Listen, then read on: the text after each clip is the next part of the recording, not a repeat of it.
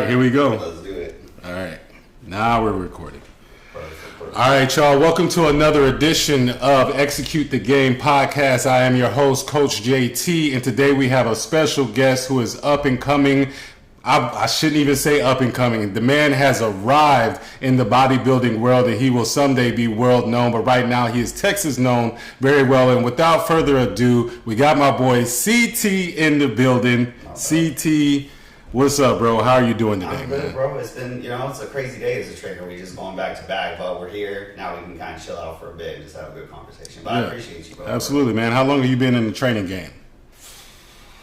This will be, so I started training my first clients in 2015. And that's Okay. kind of how everything started. And my biggest thing was when I started training, I never really thought it would be a thing, but I had a training partner, and that's kind of prepped her for the first show. And then another friend jumped in, and we were all prepping for the same show together. And then really from there, I just was like testing the waters. But after that, I loved it. And I kept moving from there. I didn't start the business officially, though, until about 2017. Just wanted to get my feet wet, test my methods on some other people and stuff, and obviously start to build my resume up with bodybuilding because we all know how that game goes. Yeah. So, but yeah, really, 2015 I started training people. 2017 is when the business started, and now it's 2024. So, Okay, so talk to me more about those first clients you had.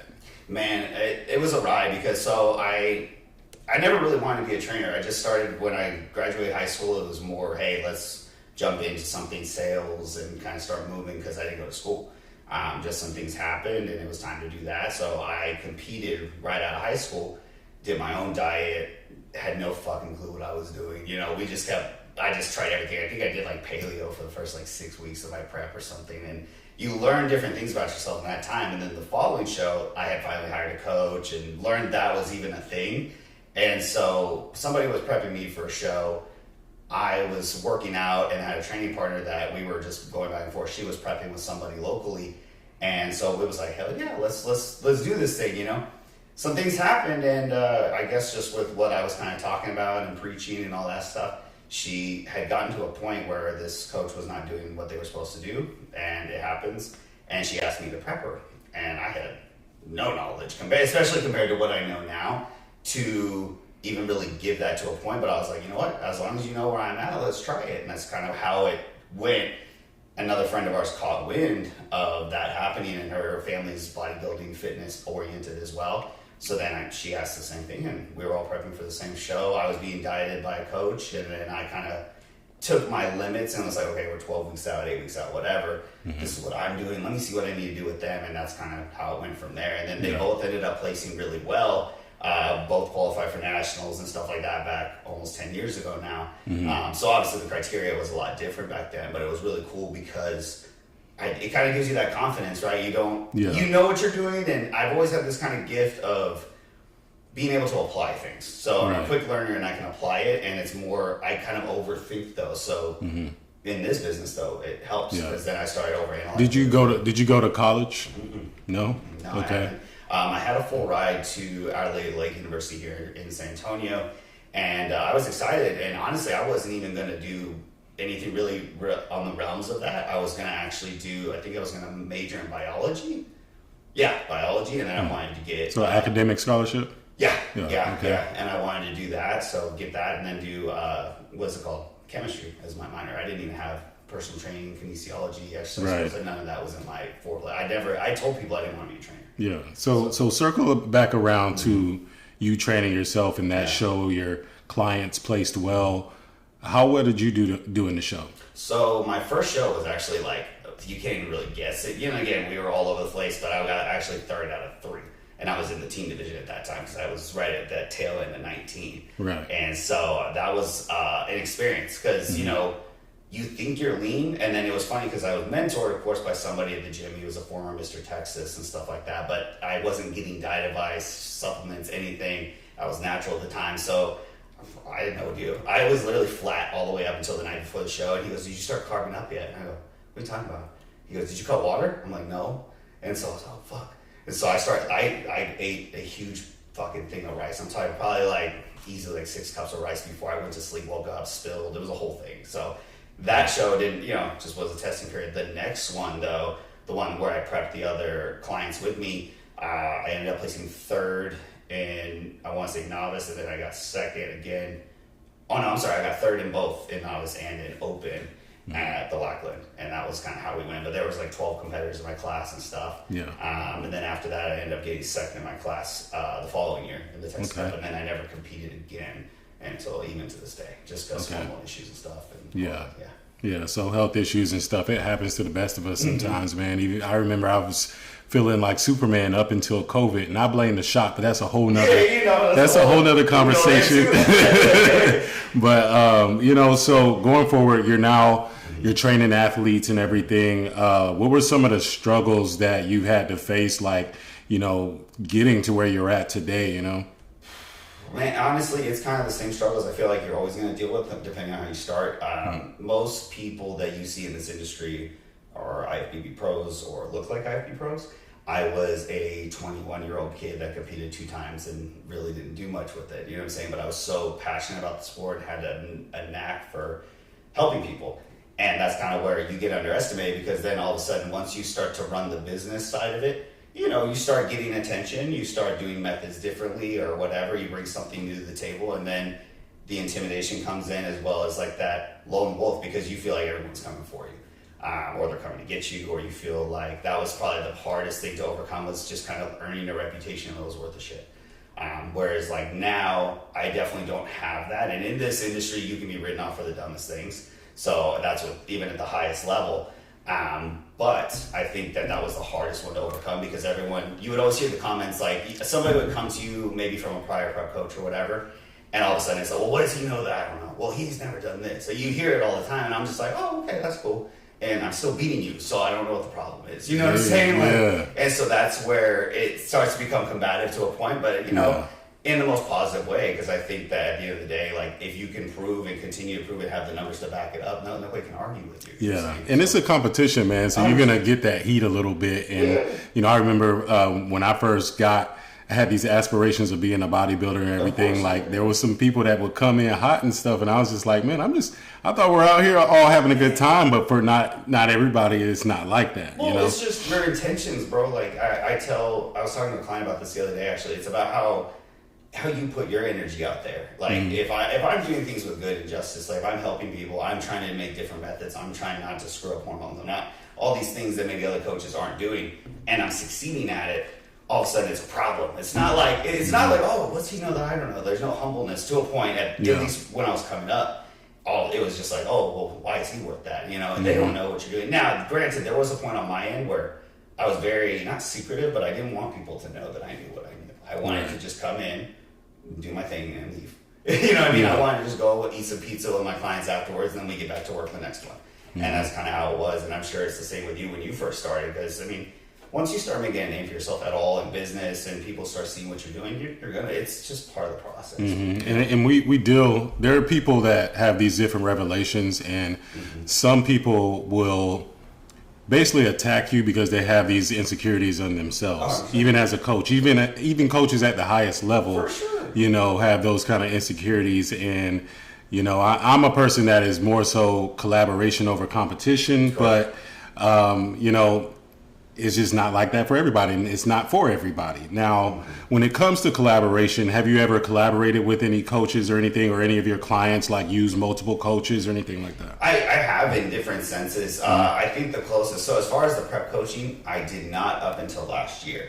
Okay. Reason being is, one, honestly, I just didn't trust anybody. I really didn't see anyone, at least in the local area at the time, and even really to this day, that I trust to that point.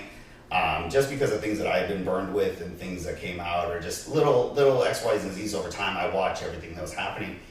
So it was really hard for me to start getting to a point where I could trust and give that team effort. Now it's a completely different story, because now I have either trainers that I've mentored into it that I'm like, hey, I know that if I send somebody to them, they're going to be good, and I can handle diet, training gear, supplements, all that. And then, like, even my girl, right, I prep her, but she has a trainer that she works with, and the difference between that is, like, I trust Dana Seneca. I trust him to, every single time she goes in the gym, put her through the work, and I'm allowed now. My job is no longer structuring everything and making sure she's overloading on top of this, on top of that, making sure the effort's there, even though I can't be there all the time. This guy's watching, and then I can fuel. and then I can make sure all my markers are right. So it has made it easier in this sense, especially trying to get to that higher level of nationals and turn people pro.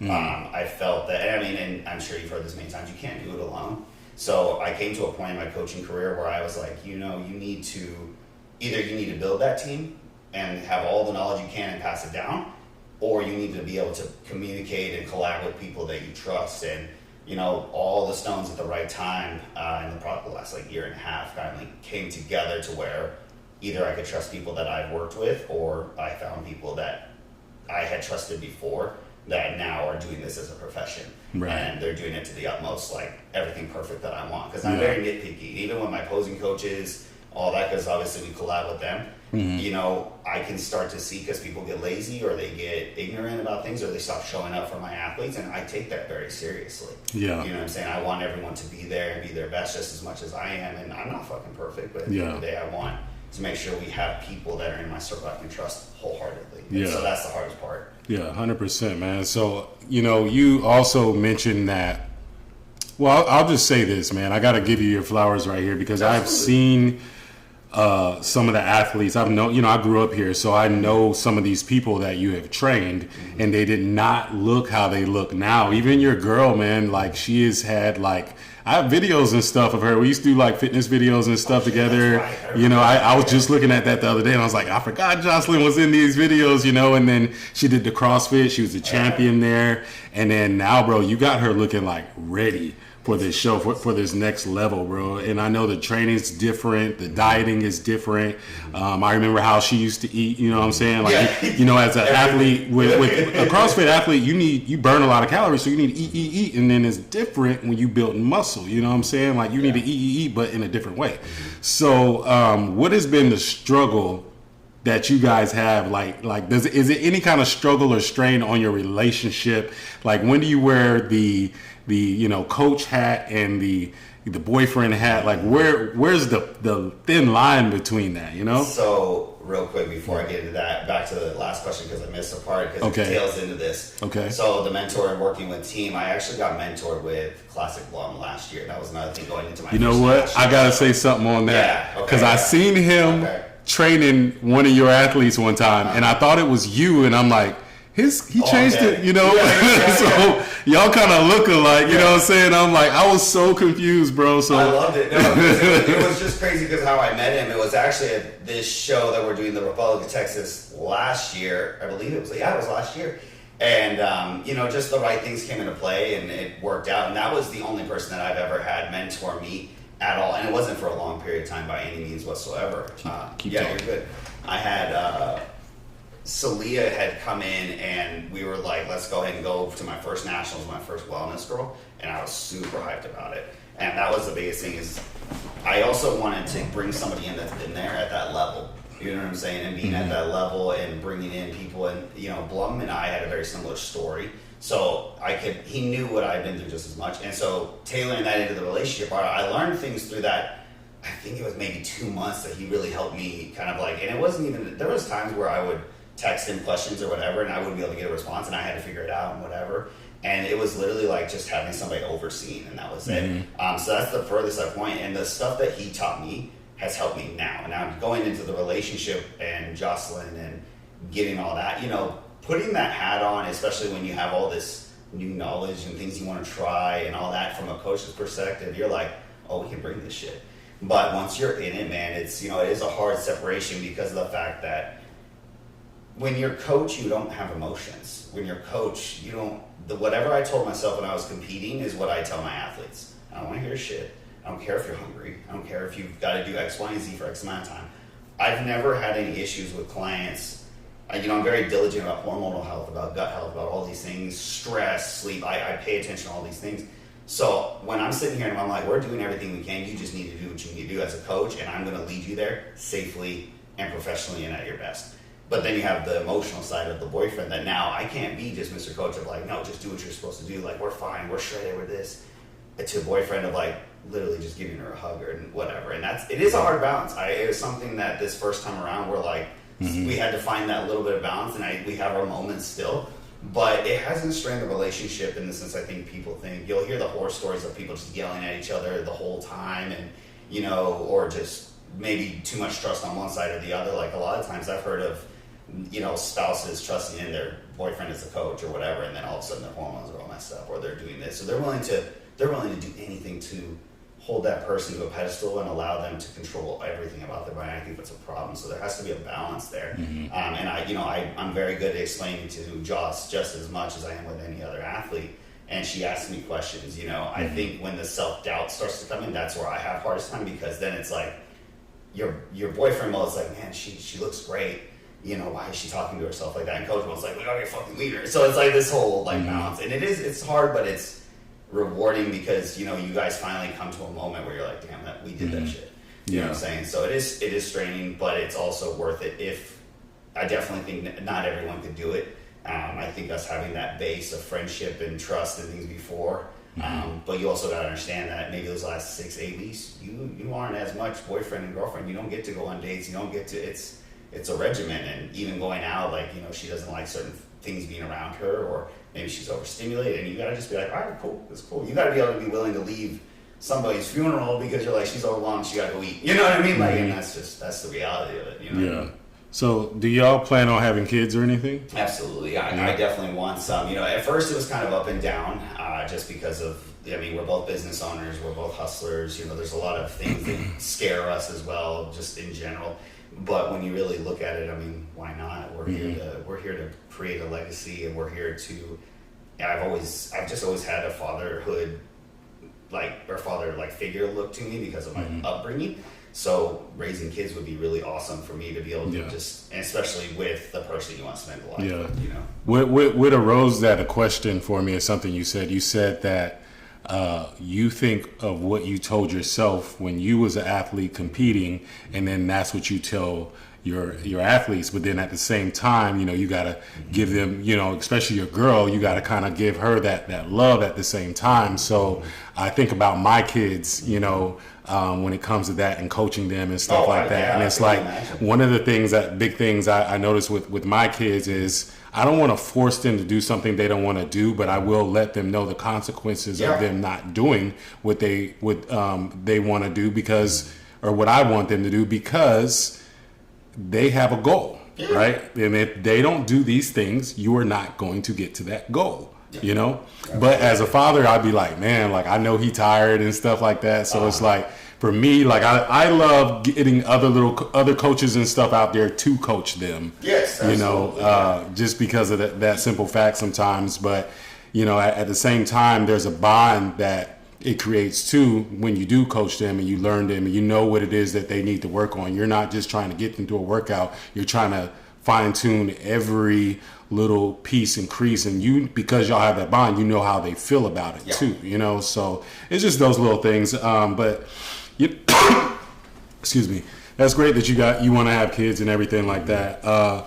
Going forward, when's your next show and all that with Jocelyn or your next athlete? So right now I've got 2 people going in. I have Jocelyn and Lena going into the Republic of Texas in 2 weeks. So is that July 13th? Yeah, July 13th. Okay, so y'all are dialed in right now. It's dialed in right now, man. Yeah, it's definitely, and it's one of those things like I was saying earlier, when you learn these different methods, and back with my coaching prior, it was very here, how's the week's going down? Here's the game plan. We're going to drop carbs, up cardio, do this. Now that when you really get into how these pro level coaches are actually coaching, it's no longer that whole aspect of okay, week by week we do this and do this. It's okay, she's starting to flat. Let's push a little bit for X amount of days. Okay, now we're going to do this.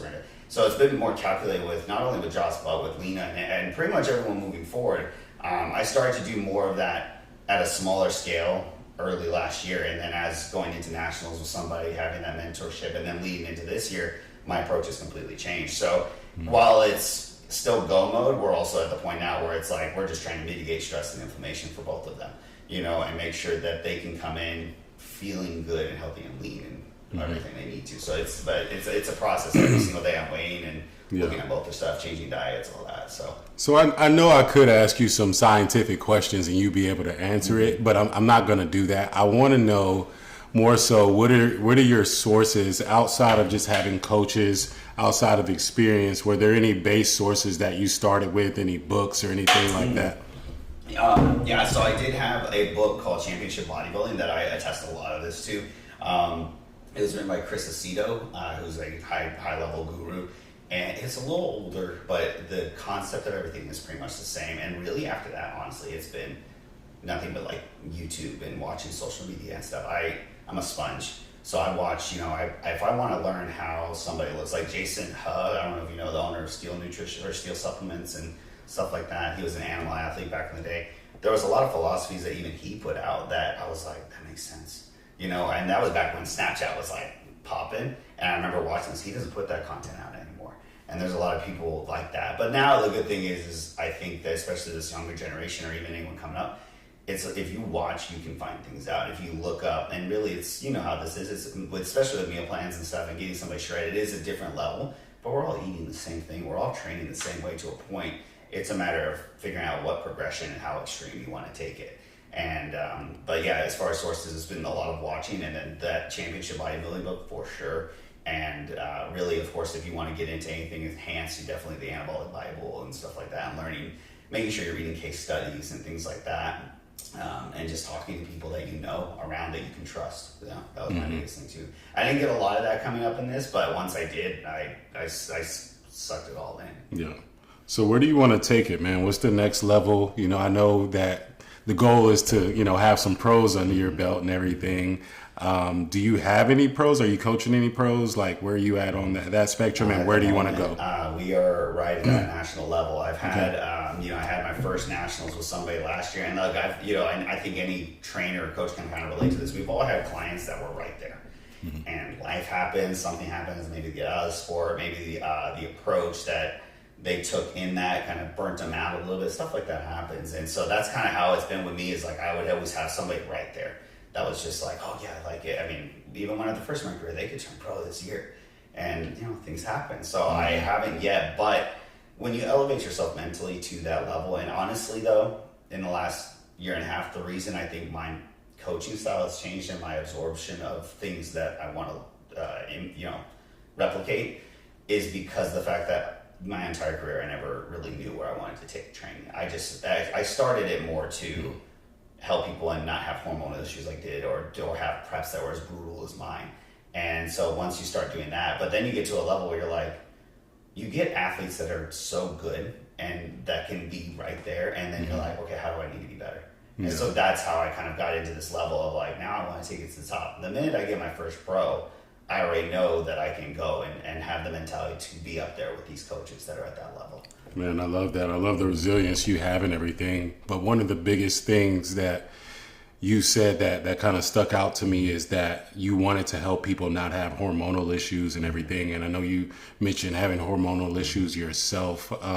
How do people, you can get into the science of it, answer how you want to answer it, but how do people get into having hormonal issues, from your lifestyle to bodybuilding? Like, what genuinely happens right there? Well, honestly, I can handle it with my lifestyle athletes. Honestly, it's just a lot of lifestyle habits. Right. Hormonal issues a lot of time come from just overweight, obesity, things of that nature, lack of even activity. I've had people that maybe look outside really good, but they've got diabetes, they have this going on, that because their diet shit, or their activity isn't there, so they're not utilizing things. Our bodies are machines. So lifestyle-wise, there's a lot more actually people in the lifestyle side that I've had to go to hormone replacement clinics to get things checked, testosterone, estrogen, progesterone, everything, than even my competitors, which is crazy. And I think it has a lot to do with competitors kind of having a base too. They've already kind of had a healthy lifestyle, but I've had some competitors obviously start with nothing and then bring it up. But in my competitors, as far as like just their overall like issues hormonally and stuff, it could be bad coaching, like just over dieting, under feeding and over exerting. It could be what they're taking. It could be natural supplements, not just enhancements. It could be natural supplements overstimming them. Lifestyle could be a huge one. You got competitors, they all look great. Looking great comes with its vices, and those vices sometimes come with abusive relationships. They come with people lying to them, people backstabbing them, or just them mentally also kind of screwing themselves up in their head, looking in the mirror. And so all those different variables, as much as they're kind of little to a point, they can all add up, and somebody can tank their hormones like that. But the most prominent ones are definitely poor coaching. And that's not necessarily that the coach doesn't know something, just laziness or just crash dieting. And usually, a lot of times, it's enhancements or supplements that have overstimulated the body for too long. Man, I know some people personally who have done that, struggled with it. Even I myself, I think I pushed myself to a particular brink where it was just like I had this dip in my testosterone and everything. We're good now. We fixed it. We're good. But I want to know, from your perspective, what is the best thing that somebody can do to fix that? Like, where would they need to start? We all know, go to a doctor and everything like that, and get it lined out. But are there any kind of like natural ways or anything that somebody can help line out their testosterone levels? As far as testosterone, bro, I mean, this is something, again, I learned. I mean, first test and see where it's at. If you're eating healthy, doing your aspects, you're doing it, but you're eating clean. Because when I noticed my hormonal issues, I was having my off season, and I was in the best shape I'd ever been in. But it was whenever I came off the gear that I was, and even just tapering off of it, that the hormones crashed. But as my testosterone, I went through the whole process when I needed to when I was competing, but even afterwards, it just never kicked back up. So what happened was this weight gain happened when I was eating the cleanest ever, cardio every day, all that stuff. So when you start noticing those things, it's time to go get checked. But definitely just get checked with a doctor, because you won't know until you know.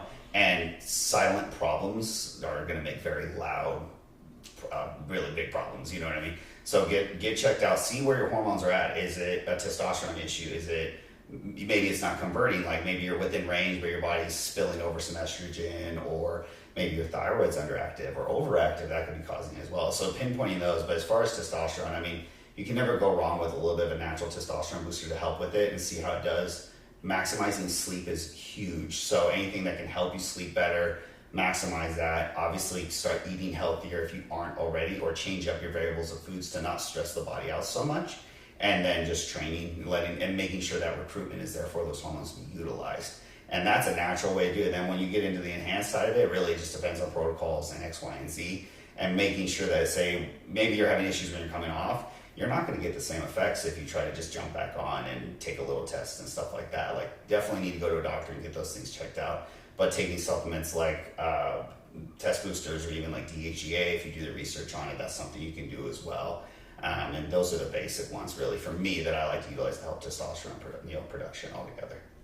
Absolutely, man. So I didn't even want the conversation to go there, but No, people need to know that, because your hormones affect like everything, and everything is affected by your hormones, So and a lot of people don't know why they act crazy, or why they act bad or sluggish or whatever, and that's usually the culprit right Mine there. was sluggishness. Yeah. I mean, a lot of people will complain that, I was moody, or I had this. Actually, okay, I will say I did have more emotional thoughts. Mm-hmm. I noticed that I was like, things would take a little bit more personal than I needed to, but then I was like taking an hour and a half to get out of bed, and for no reason. I was just laying there, and I was just like, fuck, I don't want to go anywhere. It just didn't make any sense. But when I trained, whenever I kind of went everywhere, I was fine. Libido, perfectly fine. But everything else is there. And then I got my test back, and I was like at 200. And range, you want to be at the minimum, usually 550, 600 is ideal, on the very low end. So that was the corporate, man. So with that being said, I don't want to end the conversation just yet. No. I don't even know how much time we're at. I didn't put no timer out. I'm good with whatever, so let's just keep it. Oh, we're good. We're good on time. We'll keep it rocking. So, all right. So you came, your next show is in 2 weeks, right? Yep. So how do you feel about it, man? How do you feel where your athletes are right now? Like, is there any, you don't have to put any secrets out of what you're going to do or anything, but like where are they at? How do you feel? Do you feel like this is a tester show, or this is the show like they better win and then we're going to the next thing? Like, how's that work? Every show should be that. Yeah. That when I'm ready. I'm very ready. Look, this show, I picked this show specifically with these two athletes because of the fact that I know that they can compete at that national level. And this show every year has been one that's like a mini nationals, that I've seen some good competition, good exposure. The production is fantastic. And so it gives an experience that's better. But I also, at the end of the day, I'm looking at the competition. And when you're bringing athletes in at this point, 2 weeks, a lot of things can change. Do we need to get a little bit leaner? Do we need to test peaks? Do we need to do all these things? Or, let's ride this fucking train because we're ready. And that's kind of where I'm at with both of them. I know exactly what I want to do. They're both totally polar opposite as far as goals and things. Like, Joss is more on the wellness side, so she needs a little bit of a fullness, but I need her lean enough to where when we do sort of fill her up, she doesn't look overblown. And Lena, she's in figure, and she's in masters and things like that, so there's a little bit of a structural thing we have to go with as well, so making sure posing is on point and presentation, along with making sure she's got a very fast metabolism. Joss is more manageable metabolism-wise, but if I feed Lena a burger, she could drop a pound like this, you know what I'm saying? Yeah. So there's two different aspects of the carb ups, water, all that, and I don't like to change variables that last week or week and a half. Back in the day, I used to, 10 days out, I'm gonna cut carbs, I'm gonna start loading water and this, that. And to be honest, with a first-time competitor, somebody that hasn't done it, that I haven't learned their body, normally I have a template I've perfected that I plug and play with to a point with my first-timers to see how they respond to things, because at least I know it's gonna work and it's gonna bring them in. And as a coach, you don't want to be testing new things, especially at like a national show. So this show, to a point, yes, is a tester, because I am going to utilize a couple different things differently than I have, but I am very confident they're going to work. And it has nothing to do with like diet or anything. I know what foods to do. I know how much water to pull, all that. So it's going to be interesting to see how we nail all of it together. But I'm so confident. I love competition, especially when I have people there that I know. It's like, fuck yeah, let's go. Man. You know? This level of competition is just so different from any other sport, man. Like it's so hard, and I've gone to a lot of shows, and I've been, just seeing, like, I love guessing like who's gonna be in the front, and sometimes I'm like, that ain't right, bro. Like, you know what I'm saying? Like, you can feel it, bro. Have you ever been to any shows like that? And like, what do you? Has that ever happened to you or any of your athletes? Yeah, have any of them got like cheated out of a show? Oh, yeah, absolutely, yeah. And it's I don't ever say politics. I think that's the stupidest thing ever, because it's like, at the end of the day, yes, there's a point where people talk and this, that, and the other, but at the end of the day, it's a physique contest. We know who won, even if the trophy doesn't go to the person. You know what I'm saying? So that's where I've had issues with that. But most of the time, those are also shows that were poorly ran. They were shows that were rushed. My athlete was stressing out backstage or whatever. And so, things just get mixed up, and it's a shitstorm for everybody. So I don't feel like targeted.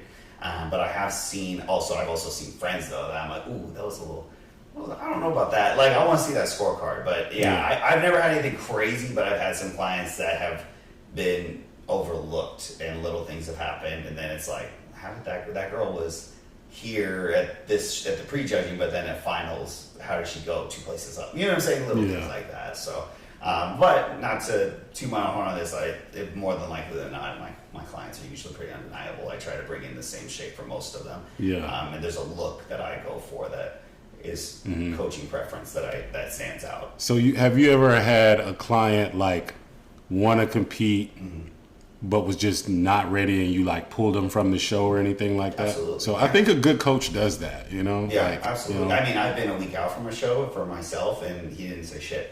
And I'm like, I don't think I'm there. Like, I was the best I looked, but that wasn't what was needed. And I was like, I think I could be 10 pounds lighter or whatever. And that's a hard guess, because obviously you get in your head as a competitor sometimes, but he just was like, oh yeah, no, I was thinking the same thing. He just didn't say anything. So from that experience, I'm like, no, like, I'm gonna make sure, because again, like I said earlier, I have a look. There's something I want in my head as I'm bringing these people down. I'm like, okay, she's gonna look like this. That's how I'm gonna make it happen. This is what we're gonna do.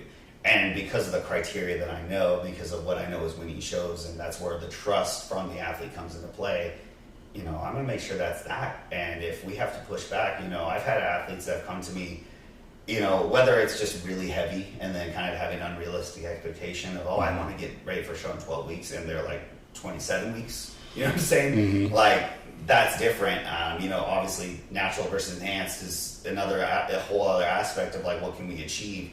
Because that's, how much time they're training and all that. Because if you get somebody that's immature muscle, completely natural, and even if they are enhanced, just immature muscle on top of that, on top of the fact that they are needing to lose 45 to 50 pounds, and they want to do that in 12 weeks, like, that's not going to happen without some extra push. And especially if you don't have mature muscle to hold on to, you can't diet down like that. And hormonally, again, all that stuff gets messed up. So I've had athletes that I've worked with that we started out doing a prep, and as a coach, you got to kind of play it safe with your words on that, because But I also have been like, okay, this is what we're going to do if we're going to get ready for this show. And I'm just honest with them. You might have to do 3 hours of cardio to get here. Is it worth it? And I said, and I'll tell them, I'll be like, but that's a 40% chance that you're actually going to still make it, or 80% or whatever. So are you wanting to give 100% or 80% or 40%? You tell me, because then that's a perspective on what I've led into them as a coach. Most of the time they agree and trust me that I'm going to get them where they need to be by that next one that we pick or whatever it is. Or even I've had, like last year I had a client that she came to me not looking out of shape. She had a lot of muscle, like everything was, a little bit on the body fat side, a little high, but nothing more than normal. And her blood sugar was ridiculously out of whack. It'd be like one day she'd wake up at 70, and then by midday she's at 100 and something, then back down to 80, and then the next day she'd wake up at 91. And I'm like, okay, this is a whole different issue. We need to balance this out before we can even think about a prep.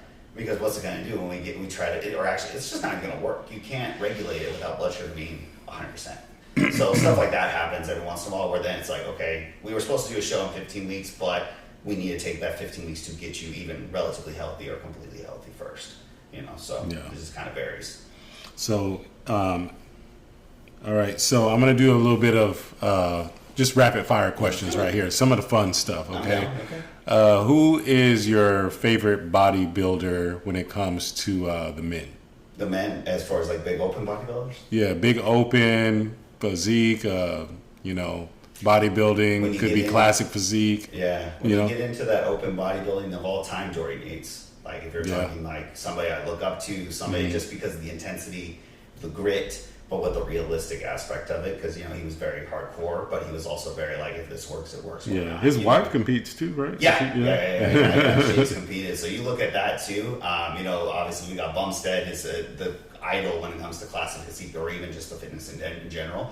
I look up to his him. Physique is crazy. It's crazy. It's stupid. Yeah. There's not going to be another one of him. But and even that on top of how he is as a person and what he projects, and you can look at that even just through pictures on Instagram and be like, I want that. Yeah. You know what I'm saying? And it's that took hard work to get there, not because of just the physique, but you don't build anything worth a shit in a name like that without some sort of good representation. You know what I'm saying? He just seems like somebody that's just about his business, and he does his work, and he real chill. Like he's not getting into nobody's messing or nothing like that, and he's doing his thing.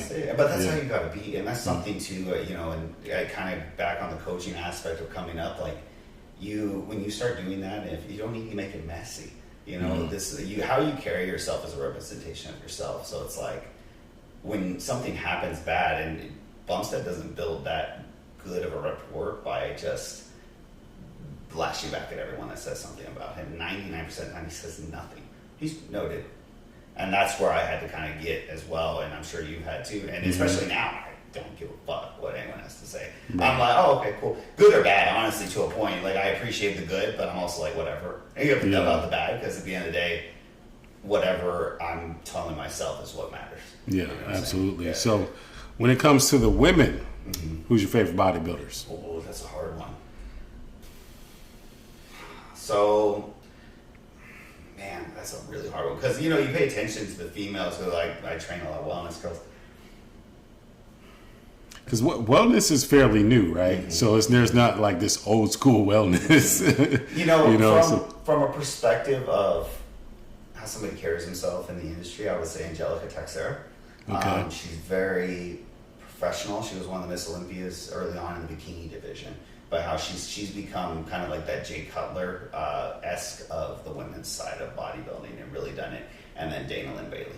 Those were probably my top two, because I think there's a point where professionalism and impact have a huge thing, and I've never heard anything negative on both ends of those people. You know what I'm saying? So I remember Dana Lynn Bailey did what's that obstacle course show?